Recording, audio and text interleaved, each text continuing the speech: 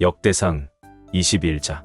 사탄이 이스라엘 백성에게 재앙을 불러일으키려고 다윗의 마음을 충동하여 인구 조사를 하도록 하였다. 그러자 다윗은 요압과 다른 군 지휘관들에게 너희는 브엘세바에서 단에 이르기까지 이스라엘 전역을 돌아다니면서 인구 조사를 하여 그 결과를 나에게 보고하라 하고 명령하였다. 그때 요압이 이렇게 말하였다. 만일 여호와께서 이 백성을 지금보다 100배나 더 많게 한다고 해도 그들이 모두 왕의 백성이 아닙니까? 그런데 왕은 어째서 이런 일을 하여 이스라엘을 범죄하게 하십니까?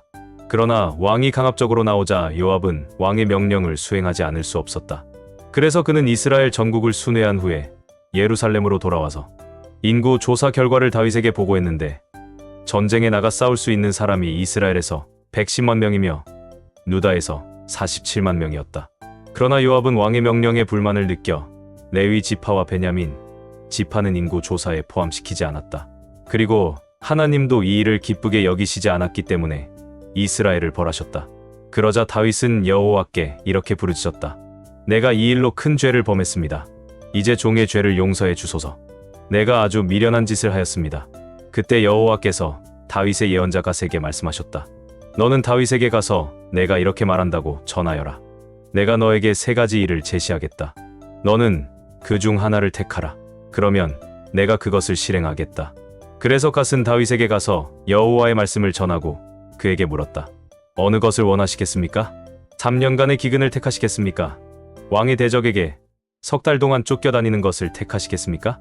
아니면 여호와께서 그의 칼날로 왕을 치시고 왕의 땅에 무서운 전염병을 보내며 그의 천사를 통해서 이스라엘 전역을 사망으로 휩쓰는 3일 동안의 재앙을 택하시겠습니까? 잘 생각해 보시고 내가 여호와께 대답할 말을 일러 주십시오. 그러자 다윗은 이렇게 대답하였다. 내 입장이 정말 난처하게 되었소. 하지만 나는 사람에게 벌을 받고 싶지는 않소. 여호와께서는 자비로운 분이시니 여호와께서 직접 벌하게 하시오. 그래서 여호와께서는 이스라엘 땅에 무서운 전염병을 내리셨는데 이것 때문에 죽은 사람이 7만 명이나 되었다. 그런 다음에 하나님은 예루살렘을 치시기 위해 천사를 보냈으나 불쌍한 생각이 들어 마음을 돌이키시고 예루살렘을 치려고 하는 천사에게 그만하면 됐다. 이제 내 손을 거두어라 하셨다. 그때 여호와의 천사는 여부스 사람 오르난의 타작 마당에 서 있었다. 다윗은 칼을 빼어들고 하늘과 땅 사이에 서서 예루살렘을 가리키는 여호와의 천사를 보았다. 그래서 그는 이스라엘 지도자들과 함께 굵은 베옷을 입고 얼굴을 땅에 대고 엎드려 이렇게 기도하였다. 인구 조사를 하게 하여 죄를 지은 자는 바로 나입니다. 이 불쌍한 백성이 무엇을 하였습니까? 나의 하나님 여호와여, 차라리 나와 내 가족을 벌하시고 주의 백성은 살려주소서.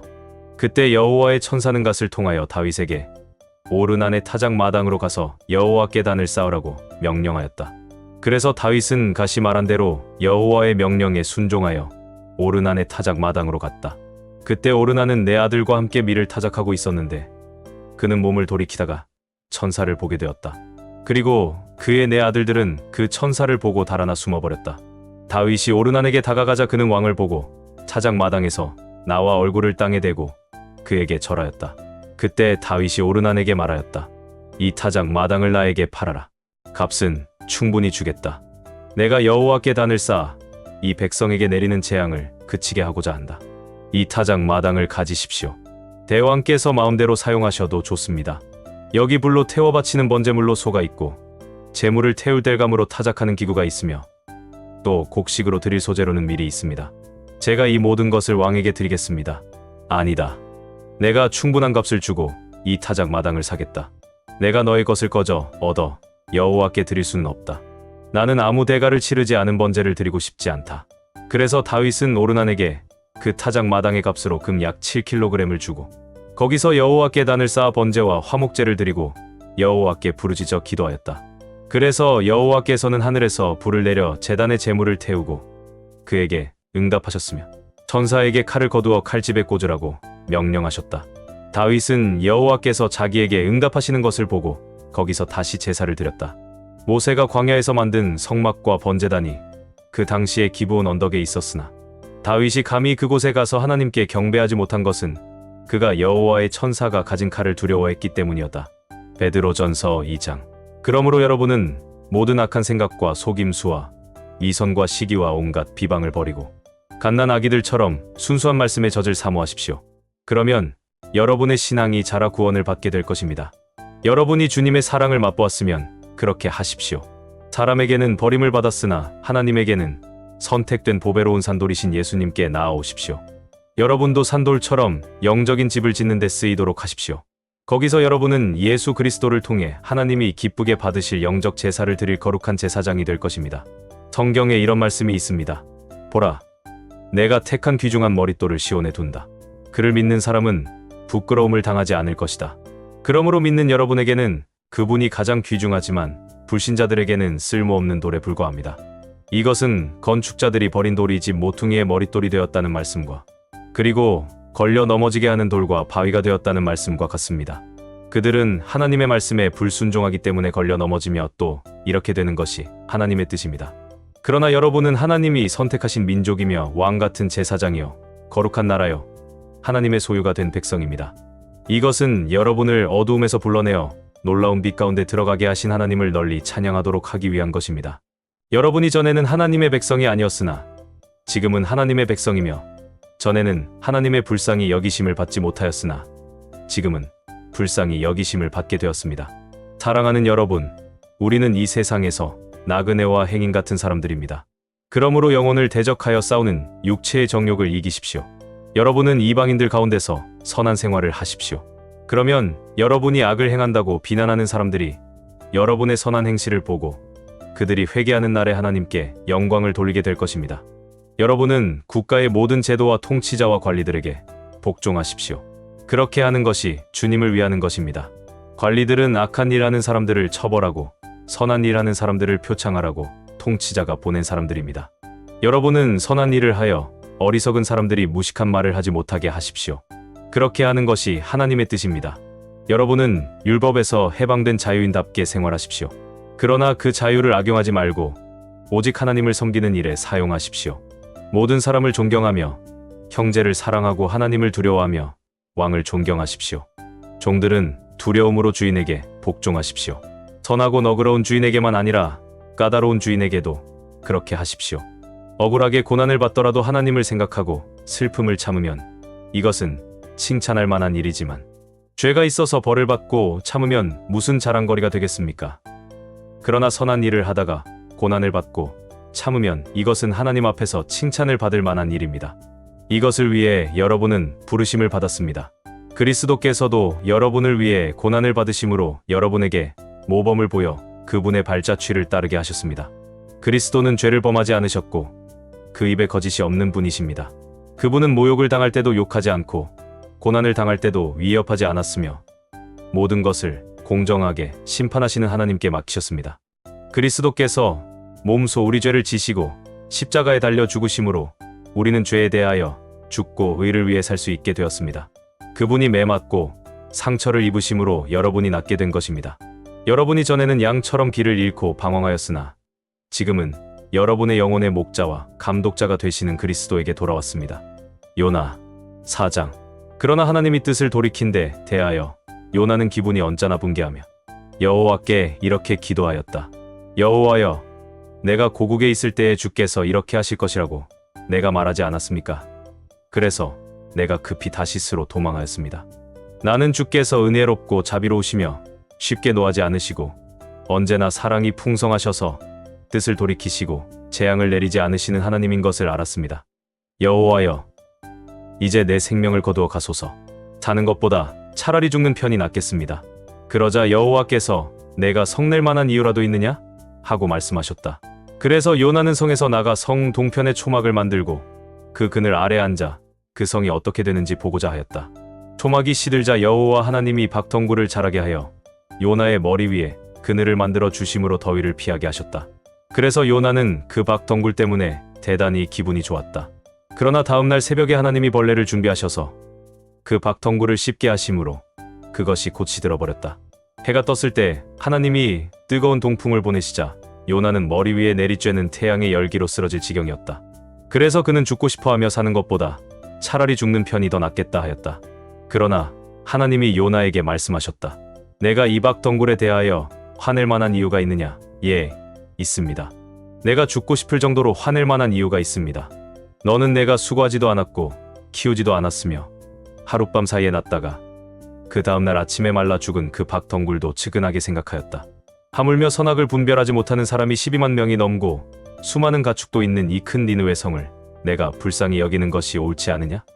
누가복음 9장. 예수님은 12제자를 불러 모으시고 모든 귀신을 쫓아내고 병을 고치는 능력과 권능을 그들에게 주셨다. 그리고 예수님은 하나님의 나라를 전파하고 병든 자를 고치라고 그들을 내보내시며 이렇게 말씀하셨다. 너희는 여행을 위해서 아무것도 가지고 가지 말아라. 지팡이나 가방이나 식량이나 돈이나 여분의 옷을 가지고 가지 말아라. 어느 집에 들어가든지 그곳을 떠날 때까지 거기서 머물러라.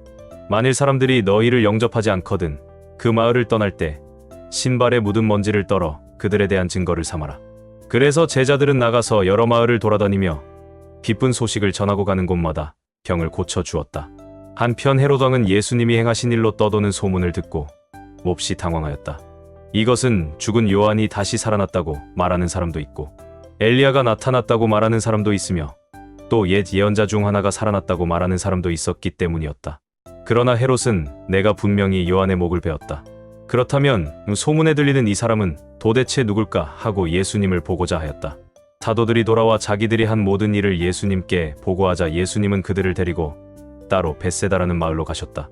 그러나 군중들은 예수님의 일행이 떠난 것을 알고 뒤따라왔다. 예수님은 그들을 기꺼이 맞아 하나님의 나라에 대하여 말씀해 주시고 병자들도 고쳐주셨다. 날이 저물자 12제자가 예수님께 와서 사람들을 가까운 마을로 보내 숙소도 찾고 음식도 사 먹게 하십시오. 여기는 벌판입니다. 하고 말하였다. 예수님이 제자들에게 너희가 그들에게 먹을 것을 주어라 하시자 제자들이 우리에게는 빵 5개와 물고기 2마리뿐인데 먹을 것을 사오지 않고 어떻게 이 많은 사람들을 다 먹이란 말씀입니까? 하였다. 모인 군중은 남자만 약 5,000명이었다. 예수님이 제자들에게 사람들을 약 50명씩 떼지어 앉게 하라고 말씀하시자 제자들이 시키는 대로 하여 사람들이 모두 앉았다. 예수님은 빵 5개와 물고기 2마리를 받아 들고 하늘을 우러러 감사 기도를 드리신 다음 떼어서 제자들에게 주시며 사람들 앞에 갖다 놓게 하였다. 그래서 그들은 모두 실컷 먹고 남은 조각을 12광줄이나 거뒀다. 어느 날 예수님이 혼자 기도하고 계시는데 제자들이 찾아왔다. 그때 예수님이 그들에게 사람들이 나를 누구라고 하느냐? 하고 물으셨다. 그러자 제자들이 어떤 사람은 세례 요한이라 하고 어떤 사람은 엘리야라고 하며 또 어떤 사람은 옛 예언자들 중 한 사람이 살아났다고 말하기도 합니다. 하고 대답하였다. 그러면 너희는 나를 누구라고 생각하냐? 하고 예수님이 다시 물으시자 베드로가 하나님의 그리스도이십니다 하고 대답하였다. 예수님은 제자들에게 이 말을 아무에게도 하지 말라고 단단히 주의시키시고 이어서 나는 장로들과 대제사장들과 율법학자들에게 많은 고난을 받고 죽음을 당했다가 3일 만에 다시 살아나야 한다 하고 말씀하셨다. 그러고서 예수님은 모든 사람에게 이렇게 말씀하셨다. 누구든지 나를 따라오려거든 자기를 버리고 날마다 제 십자가를 지고 나를 따르라. 자기 생명을 구하고자 하는 사람은 잃을 것이며 나를 위해 자기 생명을 버리는 사람은 얻을 것이다. 사람이 온 세상을 얻고도 자기 생명을 잃거나 빼앗기면 무슨 유익이 있겠느냐?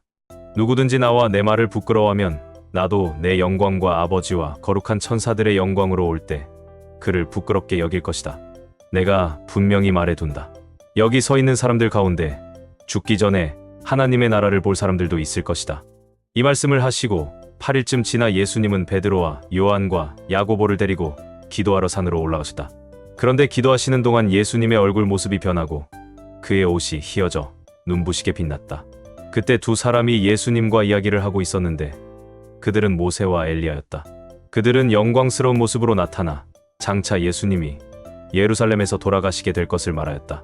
그때 졸고 있던 베드로와 다른 제자들이 정신을 차려보니 예수님의 영광의 광채가 보이고 두 사람이 예수님과 함께 서 있었다. 두 사람이 떠나려 하자 베드로가 예수님께 주님, 우리가 여기 있는 것이 좋겠습니다. 우리가 이곳에 천막셋을 세워 주님과 모세와 엘리야를 각각 모시겠습니다. 하고 말하였다. 그러나 그는 자기가 무슨 말을 하는지조차 몰랐다. 베드로가 이 말을 하고 있을 때 구름이 와서 그들을 덮었다. 그들이 구름에 휩싸여 무서워하고 있는데 구름 속에서 이 사람은 내가 택한 내 아들이다. 너희는 그의 말을 들어라 하는 음성이 들려왔다. 그 음성이 그친 후에는 예수님 한 분밖에 보이지 않았다. 제자들은 침묵을 지키고 그때에는 그들이 본 것을 아무에게도 말하지 않았다. 이튿날 그들이 산에서 내려오자 많은 군중이 예수님을 맞이하였다. 그때 그들 중에 한 사람이 이렇게 외쳤다. 선생님, 제 아들을 좀 봐 주십시오. 하나밖에 없는 아들입니다. 귀신이 그를 붙잡기만 하면 그가 갑자기 소리를 지릅니다. 귀신은 그에게 발작을 일으켜 거품을 내게 하고 몸에 상처를 입히고서야 겨우 떠나갑니다. 그래서 선생님의 제자들에게 귀신을 쫓아내달라고 간청했으나 쫓아내지 못했습니다. 그러자 예수님은 믿음이 없고 비뚤어진 세대여, 내가 언제까지 너희와 함께 있어야 하며 너희를 보고 참아야 하겠느냐 하시고 그 사람에게 내 아들을 이리 데려오너라 하고 말씀하셔다.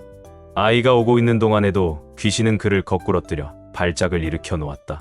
그러나 예수님이 더러운 귀신을 꾸짖어 아이를 낫게 하신 후 그의 아버지에게 돌려주시자 사람들이 다 하나님의 위대하심에 놀라 감탄하였다. 예수님이 하신 모든 일을 보고 사람들이 다 놀라고 있을 때 예수님이 제자들에게 이 말을 귀담아 들어라. 나는 머지않아 사람들의 손에 넘어가게 될 것이다 하고 말씀하셨다. 그러나 이 말씀의 뜻이 숨겨져서 제자들은 깨닫기는커녕 묻기조차 두려워하였다. 제자들 사이에 누가 가장 위대하냐는 문제로 말다툼이 벌어졌다. 예수님은 그들의 생각을 아시고 한 어린아이를 데려 다가 곁에 세우고 제자들에게 말씀하셨다. 누구든지 내 이름으로 이런 어린아이를 영접하면 곧 나를 영접하는 것이며 누구든지 나를 영접하면 바로 나를 보내신 분을 영접하는 것이다. 너희 중에 가장 작은 사람이 가장 위대한 사람이다. 요한이 예수님께 주님, 우리를 따르지 않는 어떤 사람이 주님의 이름으로 귀신을 쫓아내기에 우리가 그렇게 못하도록 했습니다 하고 말하자 예수님이 그에게 막지 말아라. 너희를 반대하지 않는 사람은 너희를 위하는 사람이다 하고 말씀하셨다. 예수님은 하늘로 올라가실 때가 가까워지자 예루살렘으로 갈 것을 굳게 결심하시고 사자들을 앞서 보내셨다. 그들은 가다가 예수님을 위해 준비하려고 사마리아 사람의 마을로 들어갔다. 그러나 그 마을 사람들은 예수님이 예루살렘을 향해 가시는 길이었기 때문에 그를 영접하지 않았다. 야고보와 요한은 이것을 보고 예수님께 주님, 하늘에서 불을 내려다가 이 사람들을 태워버리는 것이 어떻겠습니까? 하고 물었으나 예수님은 그들을 꾸짖으시고 함께 다른 마을로 가셨다. 그들이 가는 도중에 어떤 사람이 예수님께 와서 저는 선생님이 어디로 가시든지 따라가겠습니다 하였다. 그래서 예수님은 그에게 여우도 굴이 있고 공중의 새도 보금자리가 있으나 나는 머리 둘 곳이 없다 하고 말씀하셨다. 예수님이 또 다른 사람에게 나를 따르라 하고 말씀하시자 그는 먼저 제 아버지의 장례를 치르도록 허락해 주십시오 하였다. 그러나 예수님은 그에게 죽은 사람의 장례는 영적으로 죽은 사람들이 하게 버려두고 너는 가서 하나님의 나라를 전파하라 하고 말씀하셨다. 또 다른 사람이 제가 주님을 따르겠습니다. 그러나 먼저 가족에게 작별 인사를 하게 해 주십시오 하자 예수님은 그에게 쟁기를 잡고 뒤를 돌아보는 사람은 하나님의 나라에 적당치 않다 하고 말씀하셨다.